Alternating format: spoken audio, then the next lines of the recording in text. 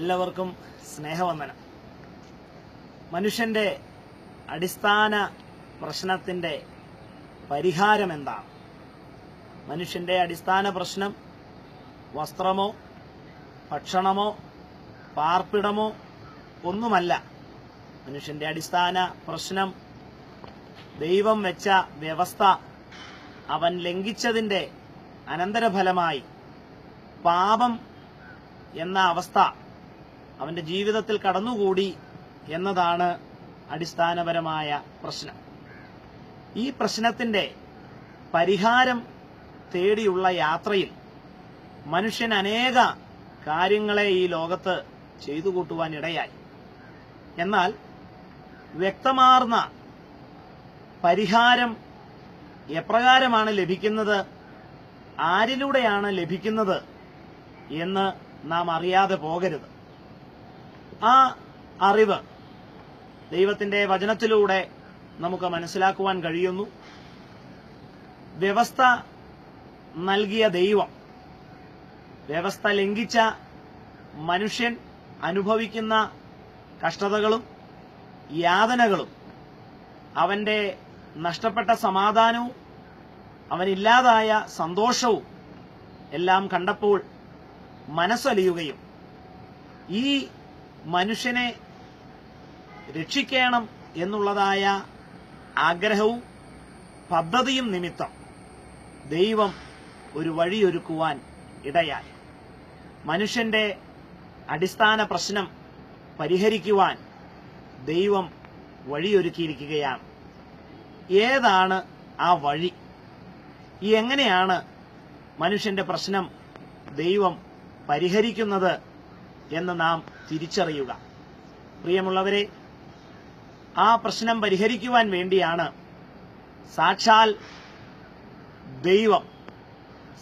ദൈവത്തിന്റെ ഏകജാതനായ പുത്രൻ കർത്താവായ യേശുക്രിസ്തു ഈ ഭൂമിയിലേക്ക് പിറന്നു വീഴുവാൻ ഇടയായത്. ദൈവത്തോടുള്ള സമത്വം മുറുകെ പിടിക്കാതെ ഈ വേഷത്തിലേക്ക്, ഈ ഭൂമിയിലേക്ക് വേഷത്തിൽ മനുഷ്യനായി കർത്താവായ ക്രിസ്തു യേശു ഇറങ്ങി വരുവാൻ ഇടയായി. 2000-ൽ പരം വർഷങ്ങൾക്ക് മുന്നമേ ബേത്ലഹേമിൽ മറിയ എന്ന കന്യകയിലൂടെ യേശു ക്രിസ്തു ജനിക്കുവാൻ സംഗതിയായി. ഈ ഭൂമിയിൽ 33.5 വയസ്സുവരെ താൻ ജീവിച്ചു. അതിനുശേഷം ഒരു കുറ്റവും ചെയ്യാതിരുന്നിട്ടും ഒരു പ്രശ്നവും തന്റെ ഭാഗത്തു നിന്ന് വരാതിരുന്നിട്ടും തന്നെ ക്രൂശിൽ തറച്ച് കൊല്ലുവാനായിട്ട് പീലാത്തോസ് എന്ന ഭരണാധികാരി നിർബന്ധിതനായി. എന്തുകൊണ്ടായിരുന്നു യേശു മരിച്ചത്? ഒരു കുറ്റവാളി അല്ലാതിരുന്നിട്ടും കുറ്റം ചെയ്യാതിരുന്നിട്ടും പാപമോ അശുദ്ധിയോ ഒന്നും ഇല്ലാതിരുന്നിട്ടും യേശു മരിക്കേണ്ടതായിട്ട് വന്നു. ഇവിടെയാണ് ദൈവത്തിന്റെ വലിയ രക്ഷാകരമായ പദ്ധതിയെ നാം മനസ്സിലാക്കേണ്ടത്.